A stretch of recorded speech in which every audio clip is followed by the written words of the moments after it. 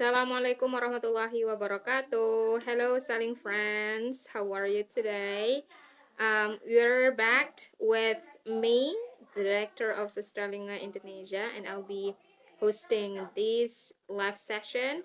And we will be inviting one of the inspiring speakers, ya.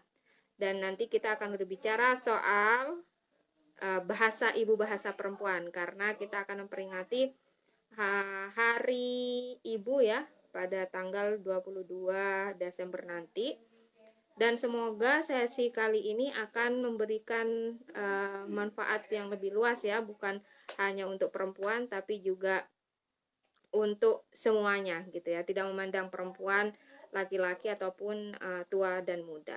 Jadi saya berharap nanti teman-teman bisa berpartisipasi dengan lebih aktif lagi, dan semoga pertanyaan-pertanyaan yang sudah saya rangkum untuk pembicara kita kali ini akan juga memberikan pencerahan kepada teman-teman semua yang mungkin bertanya-tanya juga gitu ya, perkara peran perempuan dalam masyarakat, terutama masyarakat global ya.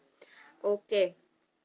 Nah, sebentar lagi kita akan mengundang narasumber kita ya, namanya adalah Mbak Ismi, atau kita bisa panggil Miss Ismi gitu ya. Nah, Miss Ismi ini menjadi salah satu pengurus dalam bidang non-government organization, dan di situ Mbak Ismi juga seringkali ya terlibat dalam pemberdayaan perempuan juga, sehingga cocok sekali untuk menghaturkan beberapa pandangan mengenai peran perempuan dalam masyarakat lokal, nasional maupun global. Nah, jadi kita akan menunggu sebentar sampai Mbak Ismi bergabung di layar Sustralinga Indonesia.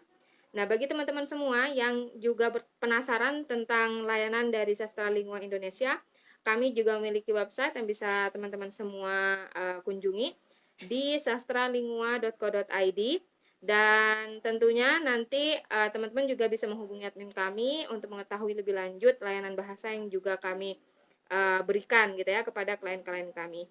Dan terima kasih juga kepada semua klien-klien kami yang sudah dengan loyal ya selalu menggunakan layanan Sustralinga Indonesia di bidang penerjemahan, pembelajaran bahasa, penyuntingan, bahkan di bidang penelitian yang juga membutuhkan kemampuan berkomunikasi gitu ya secara aspek verbalnya seperti itu.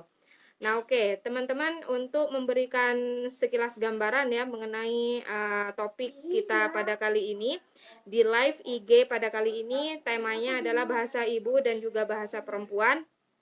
Dan topik ini sebenarnya diambil ya karena adanya itu tadi ya urgensi untuk menunjukkan peran perempuan di masyarakat, terutama karena kita akan menyambut Hari Ibu, dan Hari Ibu ini sangat penting bagi saya, terutama karena saya adalah pendiri dari Sustralinga Indonesia dan juga mewakili ya perempuan-perempuan yang ada di Indonesia, dan tentunya juga ini juga mewakili suara dari ibu saya secara pribadi mungkin ya.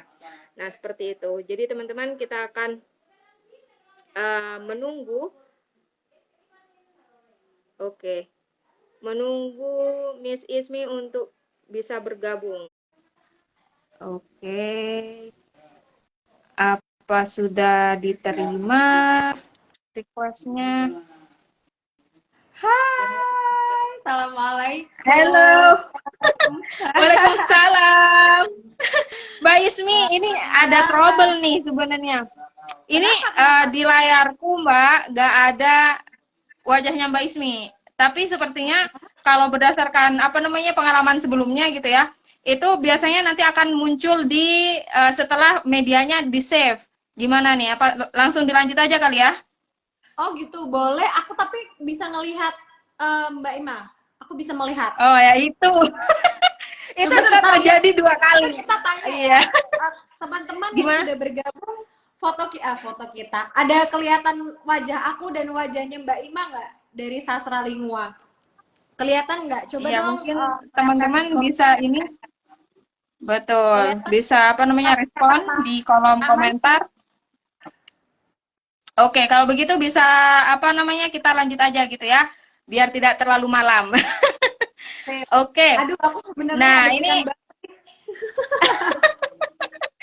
anyway, Mbak Ismi, ini Mbak apa namanya perbincangan yang sangat aku tunggu-tunggu sebenarnya. Karena Aduh. berkaitan dengan perempuan gitu kan ya. Nah, apa namanya? Aku lihat dari kegiatannya Mbak Ismi, mulai dari apa namanya di Jepara Generation ya Mbak ya. Terus habis itu berpindah ke kota lain gitu, tapi tetap bisa apa namanya berkegiatan secara profesional itu sangat apa keren banget gitu menurut Ima gitu ya. Nah, jadi eh, apa sesi kali ini itu adalah sesi yang paling ditunggu-tunggu oleh semua perempuan di Indonesia juga sepertinya. Oke, Mbak Ismi boleh kenalan dulu. Mbak Ismi sekarang kesibukannya apa? Terima kasih Mbak Ima. Aduh, ini juga pertama kali ya. Aku tuh sudah memfollow sejak lama karena Mbak Ima itu temennya Mbak Lita, bener ya? Ya, betul. Nah, aku sering kayak ngelihat tap-tapannya, apa tag-tagannya, kemudian oh ini kayak perempuan keren. Kalau ada perempuan keren harus langsung follow gitu. Ngelihatnya nanti ini fokusnya di apa. Pokoknya gitu dulu. Kalau ada perempuan menginspirasi di tag karena kerjaannya atau karena karyanya harus follow dulu. Oke, jadi teman-teman, assalamualaikum. Perkenalkan nama aku Ismi. Aku sekarang tinggal di ND, kesibukannya sekarang apa ya, bersibukan sama mama-mama karena aku sekarang sedang fokus untuk program pemberdayaan perempuan tapi khusus untuk pelaku UMKM gitu. Namanya Nah, Academy for Leadership, Academy for and sampai salah nih ngomongnya saking groginya. Academy for Women Entrepreneurs Indonesia gitu. oke. Mulai tergabung di AW ya Mbak ya singkatannya ya. Ya, betul. Di AW. Nah, apa mulai bergabung di AW ini dari kapan Mbak Ismi?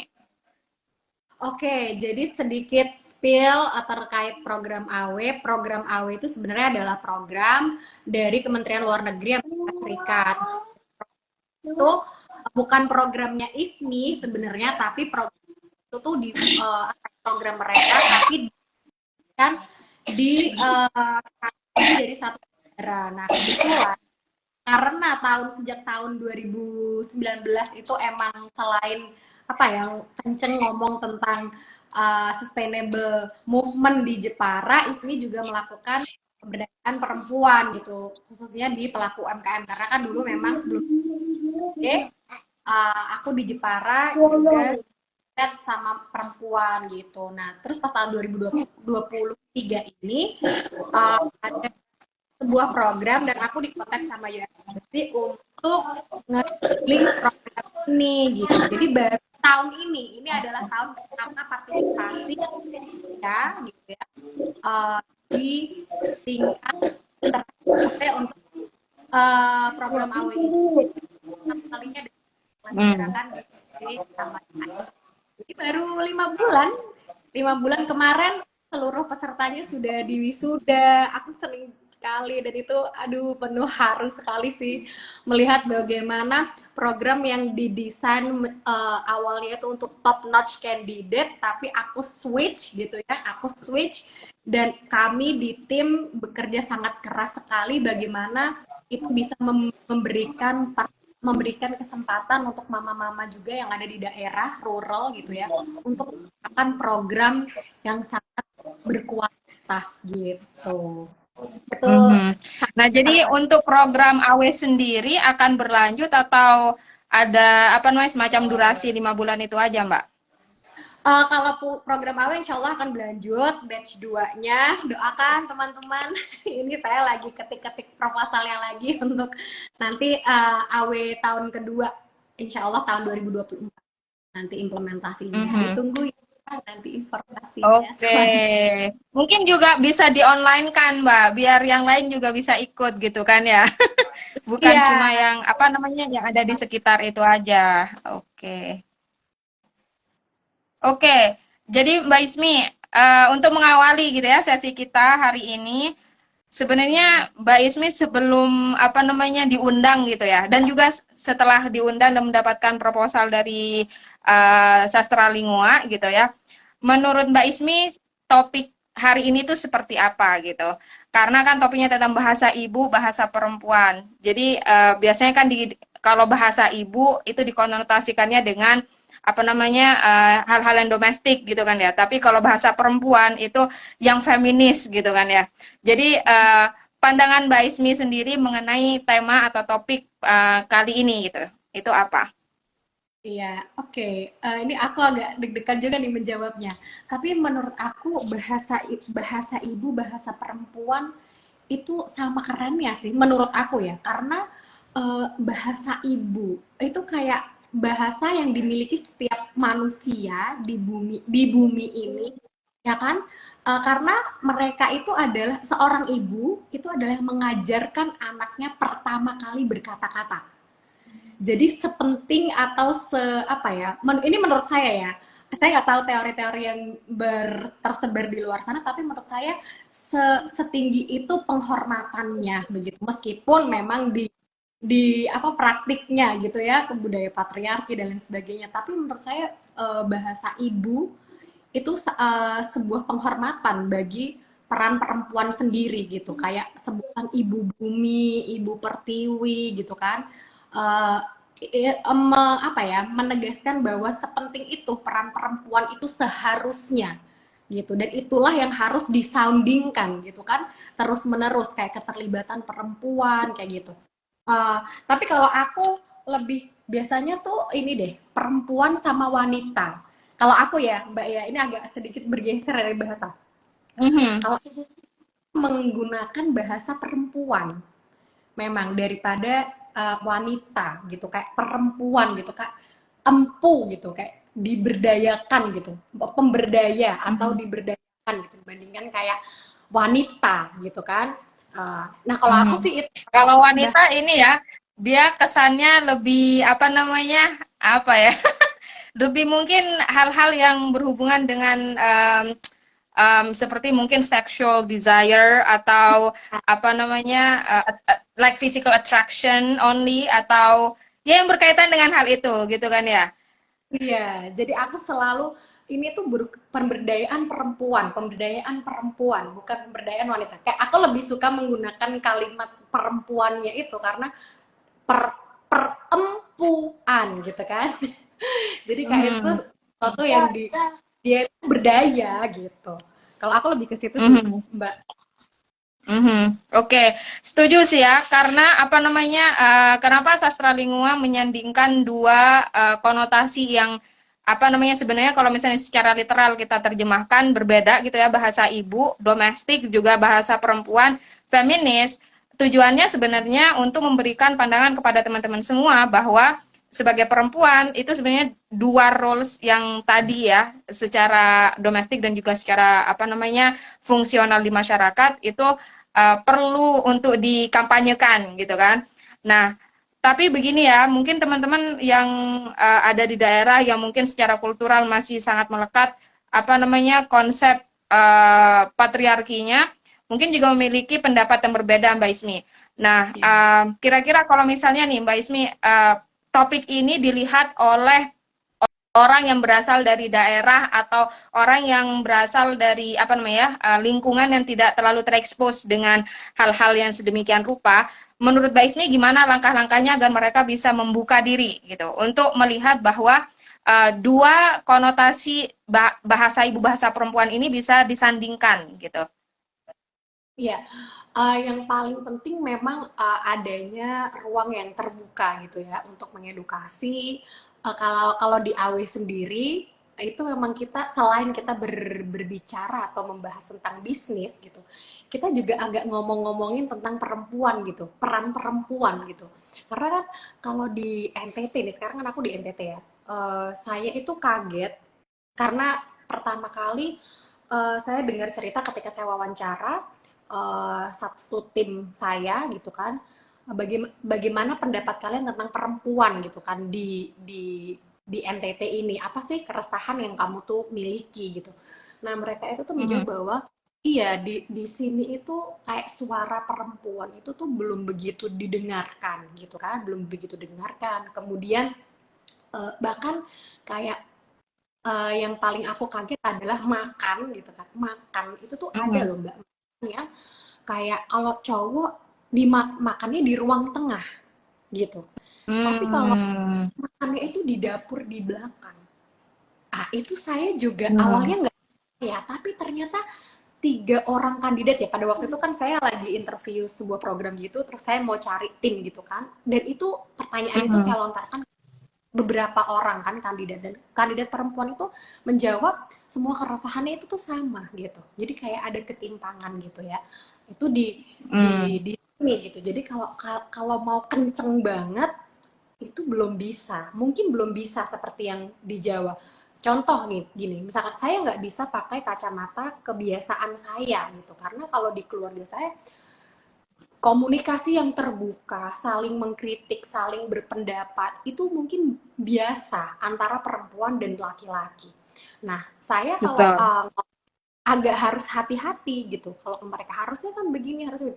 Jadi kayak ngelihat apa ya, ngelihat celahnya gitu. Harus harus pelan-pelan gitu, bicaranya harus pelan-pelan. Kemudian ngelihat lawan main kita, lawan lawan apa namanya, lawan bicara kita itu juga Bicara. siapa itu, Mhm. lihat bagaimana culture-nya dia atau kultur budayanya mereka itu gitu, supaya nggak salah gitu. Jangan sampai kita tuh punya misi, misalkan punya misi biar mama-mamanya ini boleh sekolah gitu kan, boleh sekolah di AW, tapi karena ngomongnya salah ke bapak-bapaknya gitu, atau ini jadi malah nggak usah aja gitu. Jadi kita juga ngajarin hal-hal semacam itu, nanti kayak gini ya ngomongnya gitu. Jadi ada tips-tipsnya kita juga kasih tuh supaya mereka diizinkan untuk terus belajar setiap minggunya, karena kan setiap minggu mereka dari jam 9 sampai sore gitu, jam 4. Nah itu kan otomatis meninggal Hmm.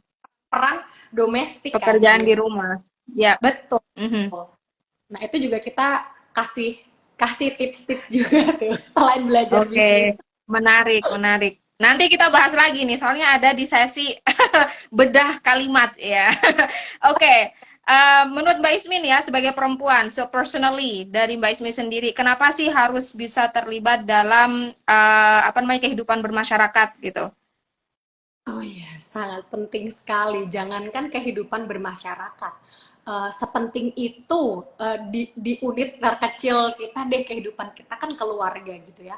Kalau perempuan itu terbiasa tidak bisa berpendapat atau tidak bisa mengutarakan opini atau apa ya, membuat keputusan gitu kan, itu menurut Mhm. saya agak susah juga, karena ketika kita semuanya misal suara suami adalah sabda gitu, kayak harus Right. selalu di apa namanya didengar gitu.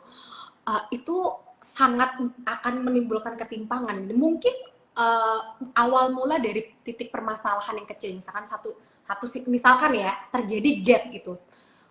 Kita ngomong masalah kesempatan atau ini gap antara perempuan dan laki-laki di unit terkecil keluarga aja, kalau dia nggak bisa beropini, nggak bisa ngambil kebijakan atau keputusan ikut bersama-sama, jadinya ya gitu, satunya nanti mendem gitu kan, satunya mendem, Mhm. dia akan melakukan tapi dalam hati tuh dia nggak ikhlas gitu. Nah kalau itu terus-terusan dilakukan dar gitu, suatu saat itu pasti akan jadi bom waktu. Nah kalau Right. makanya itu gitu, keterbukaan, kesamaan apa ya, kesamaan opportunity gitulah, kesempatan untuk Mhm. berbicara Mhm. sejak di dalam Mhm. keluarga, apalagi Mhm. di keterlibatan perempuan di komunitas gitu kan. Eh, Mhm. aku pernah baca di mana ya, pokoknya itu di UN Women gitu. Jadi keterlibatan keterlibatan perempuan ini adalah salah satu kunci untuk mencapai indikator SDGs itulah, keberhasilan pencapaian SDGs sepenting itu, dan Mhm. itu dibuktikan gitu. Jadi aku baca Mhm. di mana, Tika atau di mana ya, jadi itu tuh ada penelitian bahwa UN Women itu ketika dia memberikan apa ya, memberikan kesempatan yang sama antara perempuan dan laki-laki, keterlibatan maksudnya partisipasi yang sama, itu tuh Mhm. sektor-sektor kayak ketahanan pangan, kemudian produktivitas pertanian, kesehatan keluarga itu meningkat loh ketika perempuan itu Mhm. partisipasi. Nah, Betul, pengalaman lokal betul. juga di sini gitu kan, selain di AW saya juga ada satu program namanya Women and Agroforestry. Women and Agroforestry itu bagaimana perempuan itu dilibatkan untuk melakukan atau mengambil keputusan-keputusan dalam pertanian, karena di sini kan kebanyakan kan pertanian gitu ya. Nah, itu Mhm. kita kita mulai sering nih Oke. ngajakin ini untuk ikutan rapat. Jadi kita ngelihat celahnya, oh mama-mama tuh udah selesai ini jam berapa ya? Jadi kita laksanakan rapatnya itu jam segitu. Kita nggak terima tuh kalau misalkan, oh biar sudah bapaknya saja gitu. Biar sudah bapak saja kita ini. Oh jangan mama gitu. Jadi kayak itu mulai nih kita dorong gitu. Ini di level grassroots ya Mbak, Mhm. karena aku di Iya, grassroots. Dan itu right. pelan-pelan Mhm. pelan-pelan mereka jadi ini, jadi bisa berpendapat, oh iya, coba aku nanya gini, mama kalau misalkan eh, ladang atau kebun mama, itu apa mimpian mama? Itu adalah Firdausku, ladangku adalah Firdausku, berarti dia itu berpikir bahwa dengan dia menjaga ladangnya dia akan berusaha untuk meningkatkan produktivitas dia, karena itulah surganya dia, yang bisa untuk Mhm. nyekolahin anaknya, memenuhi kebutuhan rumah tangga dan lain sebagainya. Dan itu kemudian Betul. di ini bapak dan ibunya disuruh maju kemudian menggambar konsep ladang impian mereka berdasarkan konsep agroforestry gitu, kayak apa, Mhm. keragaman tanaman yang ditanam gitu supaya mereka merencanakan bersama-sama gitu. Jadi kita Mhm. mendorong partisipasi perempuan itu sampai mulai di level grassroots itu sampai seperti itu gitu Mbak. Itu Wow. jadi Oke. harus terlibat. Mhm, betul banget. Bahkan di bidang pendidikan sendiri ya, kalau misalnya teman-teman mengikuti apa namanya konsep dari Ki Hajar Dewantara, ada apa namanya sebuah penemuan ya pada saat itu bahwa keterlibatan perempuan juga dapat meningkatkan socio-emotional learning-nya dari siswa-siswa itu sendiri. Dan sepertinya konsep ini juga tidak hanya ditemukan di arena apa namanya pendidikan gitu ya, tapi juga di area-area lainnya termasuk yang sudah dijelaskan oleh Mbak Ismi gitu. Jadi kalau misalnya ada penelitian berkata bahwa siswa misalnya itu merasa takut dengan suara apa namanya suara laki-laki, bahkan di suatu penelitian pendidikan bahasa ya itu ada penemuan bahwa suara laki-laki bisa menggertak apa siswa untuk takut berbicara, sehingga bahkan kalau misalnya dibandingkan dengan bagaimana respon siswa terhadap perempuan gitu. Nah, perempuan yang di sini apa namanya mereka tidak merasa takut, tidak merasa apa namanya terbebani gitu. Cuma memang kalau misalnya kita bandingkan dengan bagaimana persepsi siswa terhadap perempuan dan laki-laki dalam konteks pendidikan, ada apa namanya ya, kayak masih gender perception yang menitik beratkan kepada misalnya laki-laki itu paling dominan, paling otoriter atau paling keras dalam mendidik anak gitu. Padahal menurut saya sendiri apa belum tentu ya. Jadi konsep-konsep yang mengarahkan apa namanya pendidikan yang lebih disiplin itu oleh laki-laki itu belum tentu juga gitu. Nah, jadi teman-teman hari ini kita belajar banyak nih konsep-konsep tentang gender equality sebenarnya di bidang pendidikan, di LSM tadi ya, lembaga swadaya masyarakat, ataupun di berbagai praktik kehidupan gitu ya. Seperti yang kata Mbak Ismi tadi, misalnya oke menggarap ladang kita harus rencanakan secara bersama gitu. Wow, ini ilmu baru nih sebenarnya untuk yang masih belum menikah juga Mbak Ismi. Oke. Eh, Oke, pertanyaan berikutnya Mbak Ismi. Untuk skill komunikasi nih, tadi Mbak Ismi sempat singgung bahwa si mama-mama tadi di ND itu diberikan ilmu juga cara berkomunikasi agar mereka diizinkan untuk mengikuti kelas AW gitu ya. Skill komunikasi apa sih yang perlu seorang perempuan ini kuasai gitu secara general? Komunikasi asertif, komunikasi efektif gitu ya. Kita ngerti. apa tujuan kita apa gitu, berkomunikasi sama mereka itu apa gitu kan. Jadi selain komunikasi yang asertif juga harus efektif gitu. Kayak kamu tahu nih kamu mau menyampaikan pesan apa dan dengan cara seperti apa gitu. Kita ngelihat juga nih lawan main kita seperti tadi saya sampaikan. Kita ngelihat lawan mainnya itu siapa. Kayak contoh misalkan, saya mengamati ya. Oh, ketika sama orang ini gitu kan dengan karakter seperti ini, saya harus ngomongnya begini. Kalau ngomong dengan partisipan dengan karakter seperti ini, saya harusnya ngomongnya begini gitu. Karena saya dulu itu pernah dikritik gitu. Pernah dikritik sama salah satu salah satu teman juga di sini, ini NTT gitu, ini ND, kamu nggak bisa pakai cara bahasa Jawa yang terkesan halus gitu, ya kan? Yang terkesan halus, kemudian lembut, lemah lembut gitu. Hmm. Di sini tuh harus kenceng, harus keras gitu kan, bentak gitu. Di sini gitu, kamu harus percaya bahwa ngajarin orang di sini itu kayak gitu caranya, suka nggak suka memang kayak gitu gitu. Saya agak sedikit risih sih sebenarnya, maksudnya agak terganggu karena ini gaya saya, ngomongnya gaya saya seperti ini dan saya percaya diri sekali dengan gaya bahasa saya punya gitu kan, dengan cara berkomunikasi dengan seseorang. Eh, tapi ketika saya tanya, apakah betul sih gaya bahasa seperti ini itu tuh yang berhasil gitu kan mendidik? Ternyata enggak juga gitu. Ternyata malah justru ada sampai ke trauma gitu kan. Kayak dia Betul. ada salah satu peserta AW itu bilang gini, mungkin ada satu hal sebelum kalian itu kasih kita ilmu-ilmu bisnis. Nah, kita itu dari kecil, kita itu selalu diomong-omong keras, kau bodoh lah, kau apa, kau bodoh, awas ya, kau sampai tidak bisa ya, kau tanggung sudah sendiri semua. Kalau kalau kalau melakukan kesalahan ini atau itu gitu. Jadi mereka itu tuh sering Hmm. dapat kata-kata atau dapat bahasa yang Yang negatif ya. negatif, dan itu Hmm.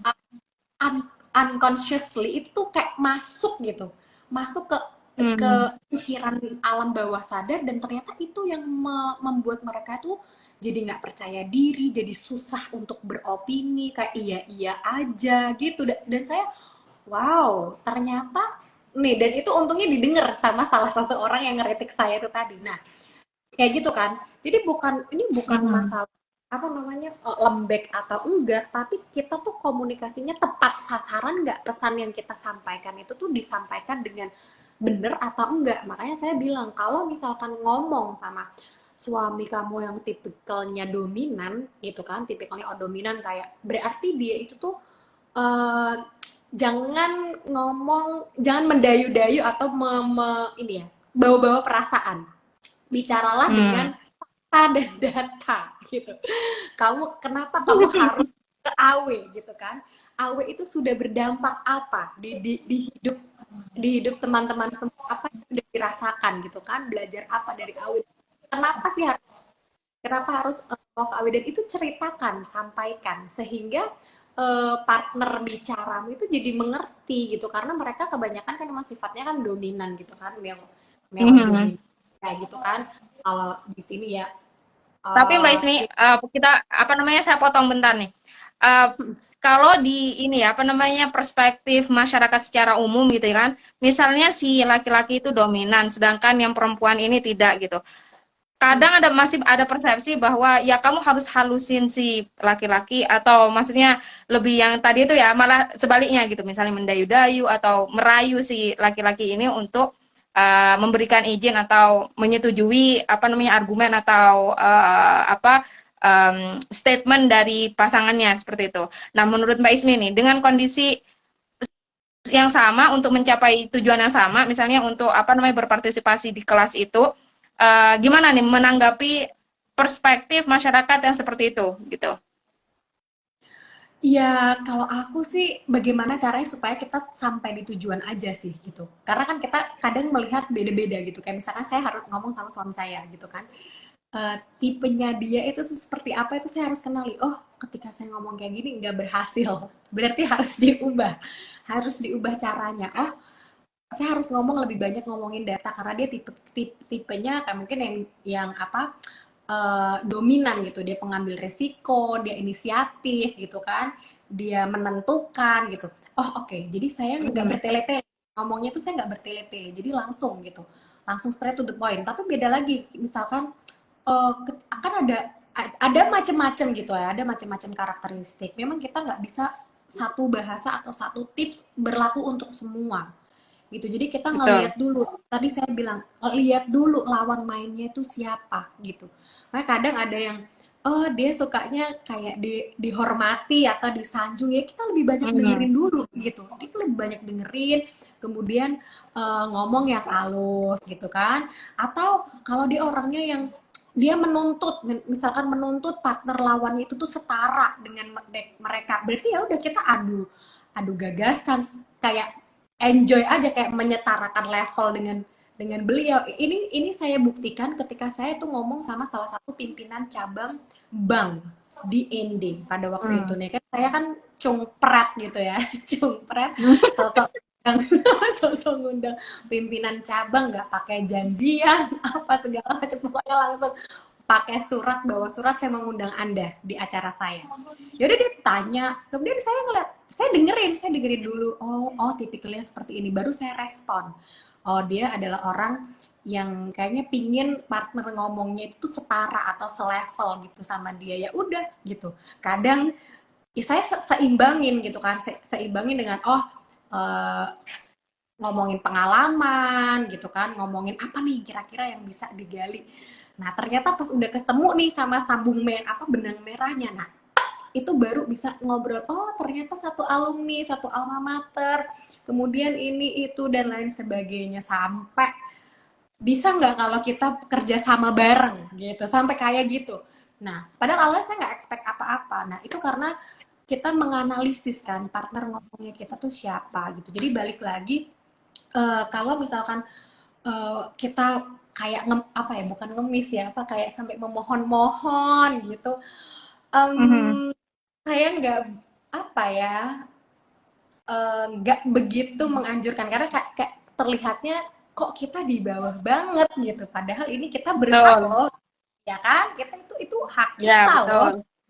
Nah Mhm. gitu, jadi kayak lebih, kalau misalkan pas waktu dia nggak mood ya udah berarti stop dulu, kita ganti episode yang lain, ganti strategi yang lain, ya kan.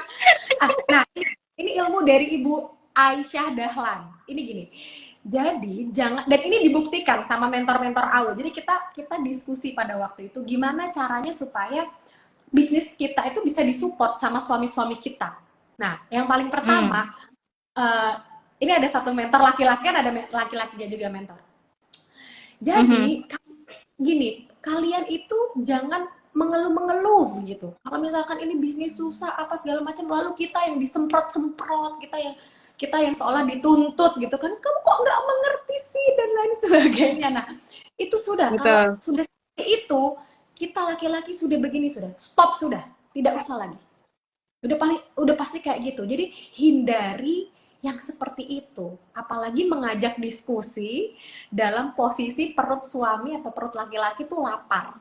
Nah, ini juga loh, Mhm. ada ilmunya loh ternyata loh. Jadi Ibu Aisyah Dahlan itu bilang otak perempuan dan otak laki-laki itu memang didesain berbeda, ya kan? Didesain berbeda. Bahkan Mhm. dalam kata-kata pun gitu kan, perempuan bisa mengeluarkan kata-kata mungkin lebih dari 20.000 kata per hari gitu. Tapi Ya. kalau Mhm. laki-laki itu berbeda gitu. Mereka cuma 5.000 sampai 7.000 kata, if I'm not mistaken gitu kan. Jadi kalau laki-laki ngomong satu kecap, dua kecap, itu bukan karena dia cuek atau dia nggak mikirin kita, karena memang settingannya biologically seperti itu gitu. Nah, Mhm. terus disampaikan tuh. Jadi ada tips-tips ya, janganlah omong kita baru pulang kerja capek-capek kemudian langsung semprot ini itu dan diajakin ini itu, jangan gitu. Kasih perut, kasih kenyang dulu suaminya, kemudian ajak dia Mhm. diskusi, ajak dia Nah, itu ngobrol tips lagi nih. lagi kayak gitu. Saya juga Oke. benar juga ya gitu. Oke. Itu Itu sih. sebenarnya udah banyak dibicarakan sih, Mbak. Cuma karena Miss Ima masih belum apa namanya ada suami jadi ya. Jadi masih belum bisa membuktikan. But I have proven it ke kakak. Jadi kalau misalnya ada apa namanya persoalan gitu ya, harus disettle up dulu nih orang ini gitu. Jangan langsung diajak diskusi baru Penuhi dulu. ngegas gitu kan. Hmm. Betul. Oke. Nah, ini menarik ya. Kita sudah bicara soal cara untuk mendekati apa namanya pihak-pihak yang lebih dominan ya. Ketika misalnya perempuan mungkin mau berkomunikasi dengan pihak-pihak yang dominan, apa saja tipsnya tadi sudah disampaikan. Oke, pertanyaan berikutnya. Nah, Mbak Ismi, kita kan udah janji ya ke teman-teman ini untuk membahas apa namanya menganalisis sebuah esai ini. Mungkin bisa kita bahas sekilas ya Mbak Ismi dari pengalamannya Mbak Ismi mulai dari kuliah sampai sekarang sudah pastinya apa namanya menulis berbagai macam motivation letters atau apa namanya study objectives dan lain-lain yang berkaitan dengan pengalaman perempuan ya untuk pada akhirnya nanti dipilih sebagai partisipan atau peserta dalam sebuah kegiatan internasional seperti itu. Jadi mungkin Mbak Ismi bisa apa namanya dijelaskan terlebih dahulu esainya tentang apa dan dulu ditujukan untuk mendaftar program apa. Oke, jadi saya itu tuh ini jujur ya, Mbak Ima ya. Jadi saya Mhm. pertama kali menulis esai itu tahun 2016 dan itu esai saya, esai competition, bukan kompetisi apa ya? Ya daftar sebuah program gitu dan itu langsung dalam bahasa Inggris. Bayangkan, pada waktu itu saya grotal gratul. Apa ya bahasa Indonesianya grotal gratul itu apa coba? 2016 itu waktu kuliah ya Mbak? Salah 1 tahun setelah kuliah. Oh, satu satu tahun tahun setelah kuliah. Oke. jadi it was my first pertama kali banget percoba dan itu saya butuh berapa bukan ratusan 5 atau 7 kali revisi hanya Hmm. 250 kata 250 kata tuh mungkin Hmm. seperempat HVS ya teman-teman seperempat Mhm. HVS Mhm. revisinya 250 revisinya sampai 5 sampai 7 kali itu pertama kali saya nulis pertama kali juga saya berkesempatan untuk daftar sebuah program namanya program Wisely yang Southeast Asia Leadership Initiative itu yang kemudian 7 tahun setelahnya sampai dengan sekarang itu ternyata program yang memberikan wow jendela jendela opportunity yang Betul. sangat luas sekali mengubah seorang Mhm. Ismi menjadi yang dulu ngah-ngoh blah-blah jadi sekarang kalau ngelihat Mhm. apa tuh ngeliat masalah atau apa gatel apa ya yang aku bisa lakukan gitu nah jadi Tapi kata Mbak kunci Ismi, kita ini dulu, apa namanya, post di situ. Wisely ya. Orang-orang mungkin berpikir bahwa Wisely ini terbatas bagi orang-orang yang punya anggapannya apa namanya, project sosial misalnya. oh, oh Nah, oke kalau okay. berdasarkan apa namanya pengalamannya Mbak Ismi nih ya, Wisely itu fokus mencari anak-anak seperti apa. Biar teman-teman ini juga mempersiapkan nanti kalau misalnya ada application baru bisa nih status teman-teman bisa apa namanya bisa disiapkan lebih dulu gitu sebelum mendaftar nanti. Oke, sip. Sebenarnya yang dicari oleh mereka itu adalah seseorang yang mempunyai jiwa kepemimpinan yang tinggi memang sih. Kan yang leaders gitu ya. Itu udah di garis Mhm. bawah ya gitu. Berarti mereka yang memang punya power to influence gitu.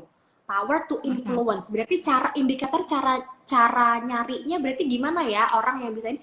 Ya berarti dia bisa bercerita apa yang sudah mereka dia atau mereka itu lakukan sorry, Mhm. saya kira suami saya panggil-panggil. Apa yang mereka itu tuh sudah lakukan di Mhm. masyarakat, ya kan? Bisa caranya Mhm. bisa macam-macam gitu. Nggak harus seorang founder gitu. Nggak harus seorang founder dari Mhm. sebuah community, enggak gitu. As long as kamu bisa Dan nggak harus menceritakan, proyek sosial ya Mbak Ismi ya, ya, iya, benar? iya, dan nggak harus proyek Hmm. sosial, tidak harus gitu. Tidak harus proyek sosial. Jadi ada 3 pilar, 3 pilar atau 4 ya. Dulu itu 3, sekarang kayaknya 4 deh, tambah sustainability. Jadi dulu itu education, ada Mhm. bisnis, economic empowerment, kemudian satu lagi environment. Terus sekarang tambah sustainability. Nah, itu Mhm. adalah pilar-pilarnya. Jadi siapa yang punya kegiatan atau aktivitas di bidang-bidang itu boleh banget dan merasa bahwa dirinya, oh kayaknya aku perlu nih memperluas jejaringku, memperluas ilmu tentang kepemimpinan dan ilmu-ilmu terkait tentang 4 topik yang tadi barusan saya sebutkan, bisa banget karena ini cerita beneran ya. Tadi yang aku bilang itu pertama kali aku nulis essay, pertama kali aku bersinggungan dengan yang namanya komunitas dunia sosial ya, pokoknya aku pertama banget itu di Waisel. Bener-bener kayak pada waktu itu tuh semua orang satu kelas tuh ditanya ada yang sudah tahu Waisel, semuanya udah kecuali Ismi. Apa itu Waisel? Aku bener-bener nggak tahu sama sekali. Tapi ada satu mentorku, tadi mentorku join di sini, tapi sekarang dia udah left. Dia bilang gini, Ismi, Oh, oke. kamu daftar aja itu, gitu. Paling enggak kamu belajar how to write, gitu. Bagaimana kamu mengartikulasi ide yang ada di kepala kamu dalam sebuah tulisan, gitu kan? Nggak apa-apa, nggak lolos itu nggak apa-apa, tapi kamu belajar paling nggak nulis, gitu. Nulis, nah itu yang motivasi awal saya. Oh iya, dan kamu mengasah kembali, mengaktifkan bahasa Inggris yang udah lama nggak kepake, gitu. Nah itu juga ya, karena itu udah lama dorman, udah lama nggak kepake, jadi dengan terbata-bata, dengan kemampuan bahasa yang sangat pada waktu terbatas, saya berani ya, nggak apa-apa, saya tertinggal mungkin ya, saya tertinggal dibandingkan teman-teman saya yang udah pada tahu dan udah nyobain Waisili 1, 2, 3 kali itu. Tapi saya ngejar loh, saya kayak setiap hari tuh minta. Apa sih Mbak yang diceritakan di esainya Mbak Ismi dulu? Yang diceritakan itu apa yang kita lakukan, apa keresahan, siapa diri kamu, kemudian apa yang membuat kamu resah, kenapa kamu memulai itu, apa yang sudah kamu lakukan, gitu kan. Cerita, bener-bener cerita gitu, kamu tuh ngapain aja. Dan ini ada satu kisah yang unik sih. Jadi waktu itu saya nulisnya itu adalah komunitas sosial, ya kan, komunitas sosial, karena saya waktu di Solo itu setelah lulus kuliah itu bikin namanya Suluh Sehat di Solo. Jadi karena saya backgroundnya di gizi kesehatan masyarakat, saya kayak kok saya merasa hidup ya ketika saya itu tuh ngomong di panggung, kemudian ada orang yang berubah hidupnya lebih baik dengan menata pola gizinya dan lain sebagainya. Nah saya nulis itu tuh. Pada waktu itu saya bangun sebuah bisnis, tapi bisnisnya sayang sekali gagal pada waktu itu, di waktu yang saya nulis esai itu. Tapi kemudian ada cerita menarik ketika saya lolos interview. Nah, dia kan tanya tuh apa aktivitas kamu, gitu kan? Jadi esai itu ya udah esai lah ya, ceritanya tentang siapa diri kamu kamu sukanya apa yang sudah kamu lakukan, terus kenapa kamu mau join program ini. Saya udah bisa menceritakan tuh 7 kali revisi itu tadi. Kemudian yang paling penting adalah ini yang paling penting. Ketika teman-teman sudah berhasil melewati lolos di administrasi dan ke interview, ternyata ya ini saya baru tahu juga beberapa minggu kemarin yang wawancara program beasiswa itu. Jadi yang paling penting sekali yang mereka keputusan untuk meloloskan atau tidak pada saat interview itu adalah apa? Satu hal, bukan cerita kamu yang luar biasa yang ada di essay itu, yang pokoknya bahasa kamu tinggi-tinggi, enggak. Tapi genuine. Kamu itu otentik apa adanya.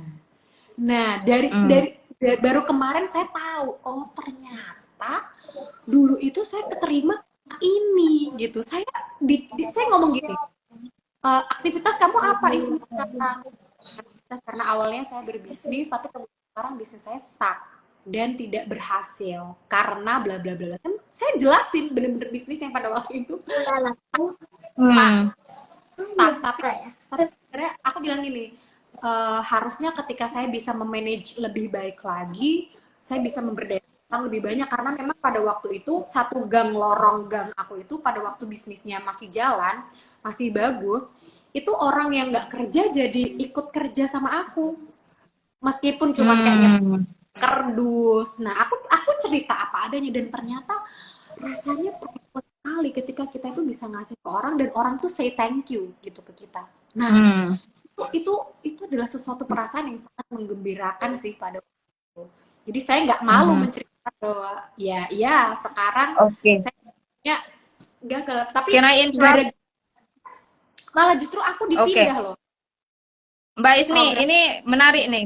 Mbak Ismi tadi apa namanya ngomong tentang ada masanya bisnis Mbak Ismi stuck gitu ya. Tapi hal tersebut diceritakan di essay.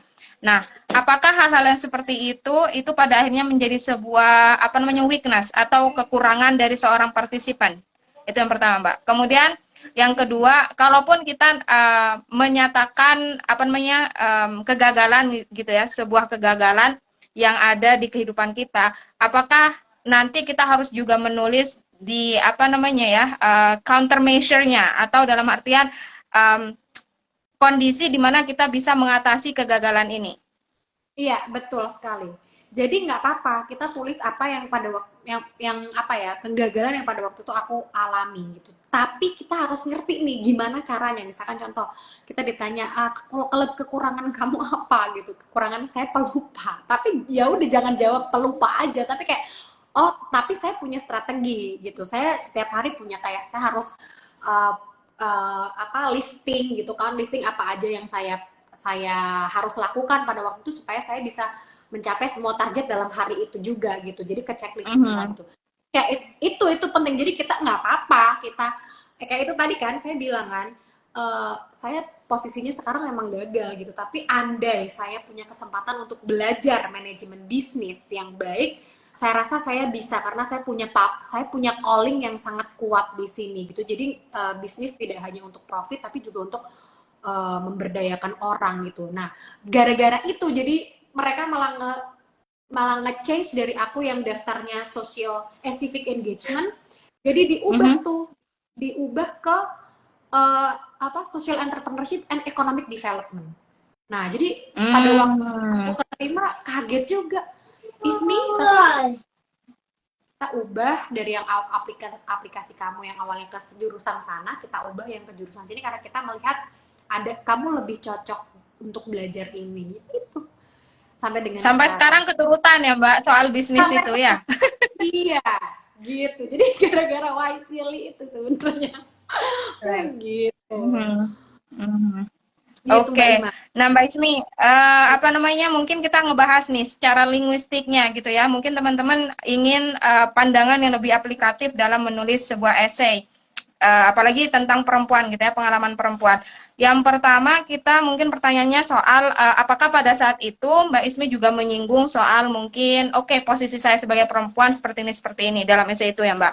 Terus kemudian yang kedua adalah bagaimana sih kata-kata atau kalimat yang bisa meyakinkan bahwa seorang perempuan ini juga punya andil gitu dalam apa namanya lingkungan bermasyarakat.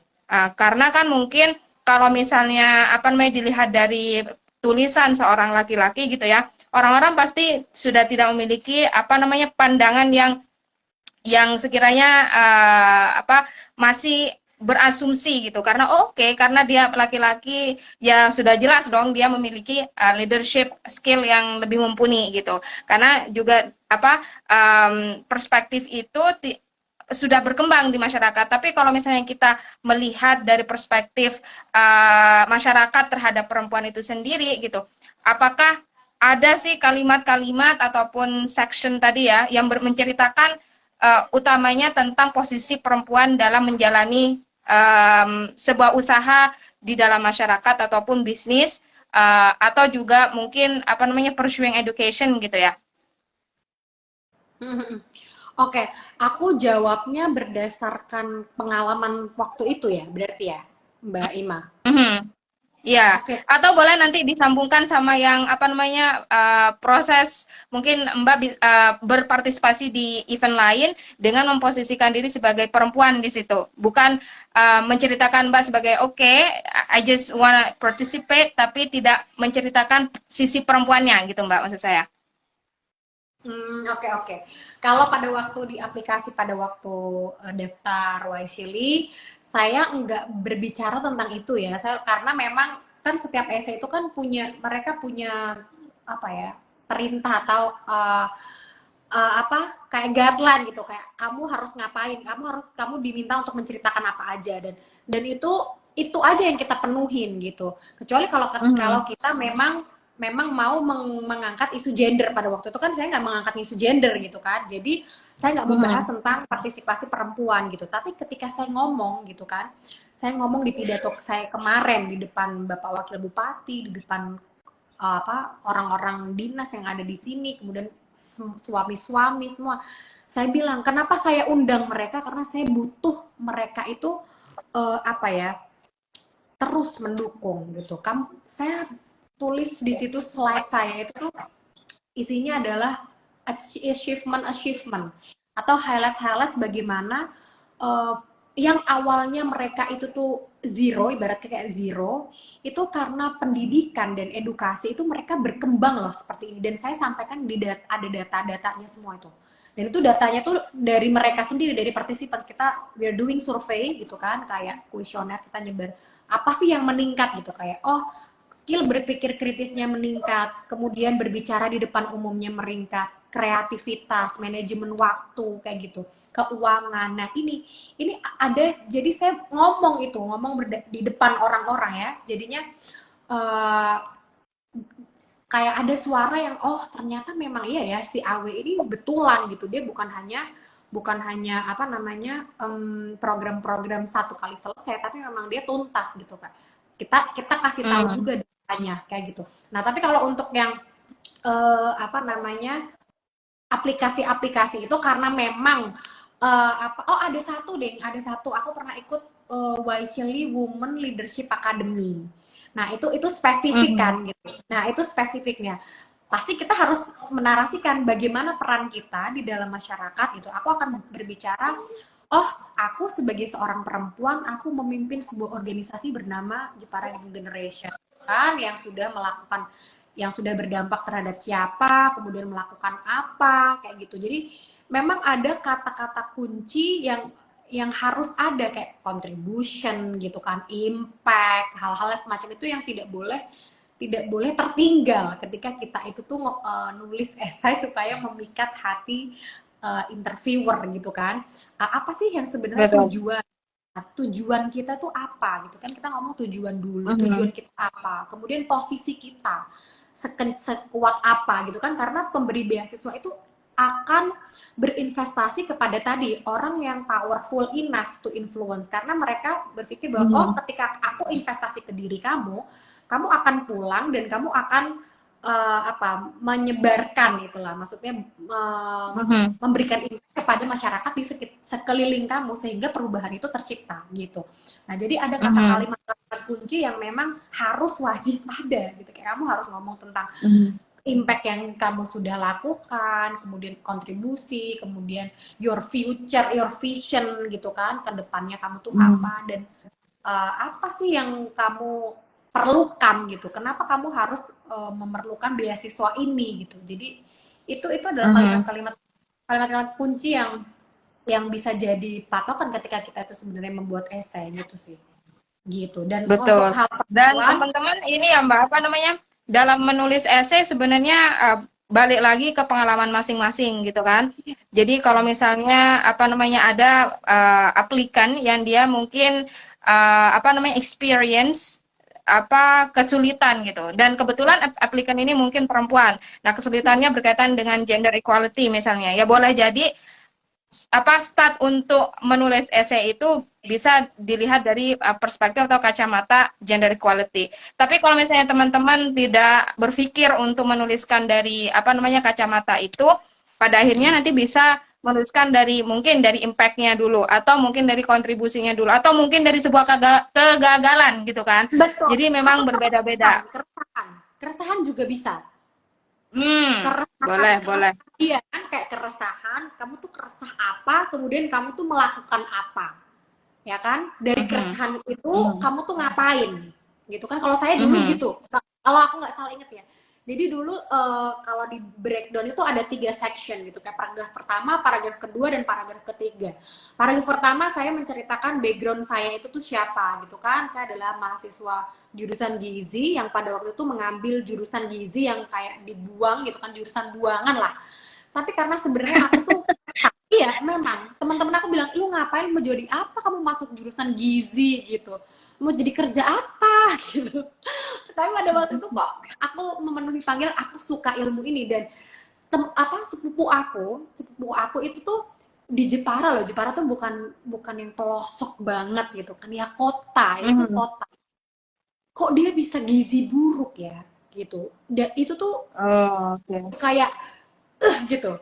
Ya pada waktu itu gitu. Jadi saya tuh oh, sampai skripsi saya bawa ke pola asuh gizi gitu. Saking saya itu tuh gemes Hmm. dan gregetan gitu. Dan itu saya tuliskan Hmm. di awal. Nah kan, Hmm. kemudian saya tulis kegelisahan itu, terus saya bikin namanya Suluh Sehat yang edukasi orang Hmm. untuk itu apa gizi kesehatan dan sebagainya. Terus paragraf kedua saya baru ngomong apa saja yang sudah saya lakukan gitu kan. Apa aja itu cerita Mhm. tuh tentang impact gitu kan, kontribusi yang sudah kita lakukan. Nah, paragraf ketiga baru kita ngomong apa sih harapannya dari WISE program WISE ini untuk tujuan kita ke depan. Jadi kita tuh berharap apa gitu. Ya gitu sih Mhm. kalau aku breakdown tiga itu.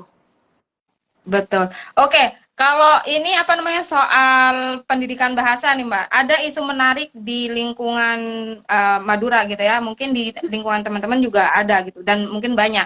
Nah ini isunya adalah ada seorang anak kecil gitu ya, anak-anak kecil yang dia tinggal di lingkungan Madura, tapi apa namanya dia orang tuanya campuran ya Jawa dan Madura misalnya, tapi dia tidak bisa berbahasa Madura, jadi dia full berbahasa Indonesia. Nah itu jadi sebuah keresahan kalau ini apa namanya teman-teman yang fokus di bidang bahasa menjadi sebuah keresahan kenapa dengan apa namanya tinggal di lingkungan Madura anak kecil ini tidak bisa menyerap bahasa Madura secara baik gitu dan tidak bisa mempraktekkan di lingkungannya. Padahal kalau misalnya kita di apa namanya lihat dari segi apa namanya multilingualisme ya dan juga language maintenance hal-hal seperti ini juga nanti bisa jadi menggerus bahasa lokal gitu. Kalau misalnya tidak ada inisiatif-inisiatif ataupun gerakan-gerakan yang membumikan multilingualisme dalam kehidupan sehari-hari. Seperti itu Mbak Ismi. Mungkin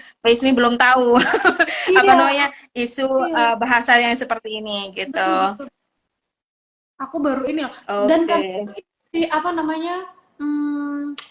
Saking kita tuh merasa bahwa oh bahasa Inggris adalah pokoknya sekarang orang nggak bisa bahasa Inggris itu tuh kayak kacau banget gitu. Nah Hmm. sampai sampai sekarang itu gini, ini kalau bahasa Jawa ya orang yang bisa bahasa Jawa kerama, kayak kalau di bahasa Jawa kan ada bahasa kerama Inggil, terus Mhm. koko gitu kan kayak itu tuh jadi sebuah kemewahan yang sangat sekali. Padahal dulu itu Iya. adalah apa ya? Itu dulu ya udah gitu. Itu adalah tata krama, bener gak sih? Dulu tuh bagian dari Mhm. budaya. Tapi sekarang tuh orang nggak jarang yang bisa itu karena orang nggak mempraktikannya lagi gitu. Jadi orang kalau ada yang ngomong Mhm. bahasa contoh kayak suamiku nih orang Jawa Timur kan dia kan. Jawa Timur tuh kayak labelnya Hmm. kayak pas gitu. Dia bahasa Inggris, sorry. Bahasa Jawa kromo Inggrisnya Bahasa Jawa. sangat sekali gitu dan itu tuh kayak kok bisa ya gitu jadi orang-orang tuh terkaget-kaget kok bisa ya gitu ya itu sih kalau saya Mhm. malah belajar dari ini deh dari Ibu Retno Hening tahu nggak sih Ibu Retno mamahnya aduh mamanya siapa Oh, ini siapa? Kirana Kirana, ya, ya, iya ya. Heeh. kan dia kan bahasa Indonesia juga dia tetap dipakai gitu kan bahasa Arab juga iya Mhm. bahasa bahasa mungkin bahasa Jawa sih yang enggak aku nggak tahu dia orang Jawa atau enggak tapi kayak pulang ke Jogja dan ke Palembang tapi tiga bahasa Mhm. itu ya bahasa at least bahasa Indonesia lah ya dia pasti pakai jadi orang tuh tuh kayak nggak Mhm. kehilangan identitinya mereka gitu loh gitu Mhm. jadi Benar, benar. Benar. tapi Bahasa sebenarnya juga ya aku penasaran deh merepresentasikan apa namanya tadi ya? Apa fungsi-fungsi sosial tadi yang mungkin tidak ada di bahasa tertentu. Nah, itu sama sama halnya seperti bahasa Madura misalnya. Ketika kita tidak tahu bahasa Madura, sementara kita tinggal di lingkup orang Madura, sebenarnya kurang kena gitu. Kalau kita nggak berbahasa Madura gitu aku kan. Jadi, mbak aku ya pengalaman multilingualisme memang penting. aku Mhm. punya pengalaman ini kayak penggunaan Gimana? bahasa Mbak aja Ismi, just to ya inform, kita punya 3 menit tiga terakhir menit nih sebelum IG Live ini berakhir secara otomatis. Oh iya deh. Gimana Ini ada sesi tanya ceritanya jawab nih? nggak? Ada sesi tanya jawab nggak? Mungkin Atau sudah tidak ini ya, udah nggak sudah ada tidak nih? cukup. Tapi teman-teman nanti kalau misalnya ada apa namanya komentar, pertanyaan bisa di drop di apa sesi ini. Nanti kan ada recordingnya atau rekamannya, jadi bisa komen di situ apa pertanyaannya. Nanti kalau misalnya Mbak Ismi ada waktu bisa jawab di komentar itu, gitu ya Mbak Ismi. Ya, Oke. Jadi di 3 menit terakhir ini kita akhiri dengan cerita pengalamannya Mbak Ismi tadi dan juga bagaimana Mbak Ismi mungkin belajar gitu ya tentang posisi Mbak Ismi sebagai perempuan dan juga orang yang menerapkan berbagai macam model komunikasi di lingkungan masyarakat. ya, sebagai closing statement yang paling pertama tadi aku mau cerita bahwa ya dalam berkomunikasi kita harus melihat gitu kan, selain apa kecerdasan kita dalam berbahasa, ya kecerdasan dalam berbahasa berarti kamu ngelihat siapa lawan main kamu, kemudian berkreasi. Oh kalau ngelihat ini pengalaman aku ya, kalau berbahasa pakai bahasa Jawa krama alus ke misalkan orang yang apa ya, pokoknya dari level yang misalkan kita sering misalkan ke satpam ke apa, itu tuh beda rasanya, itu tuh beda. Kayak Betul.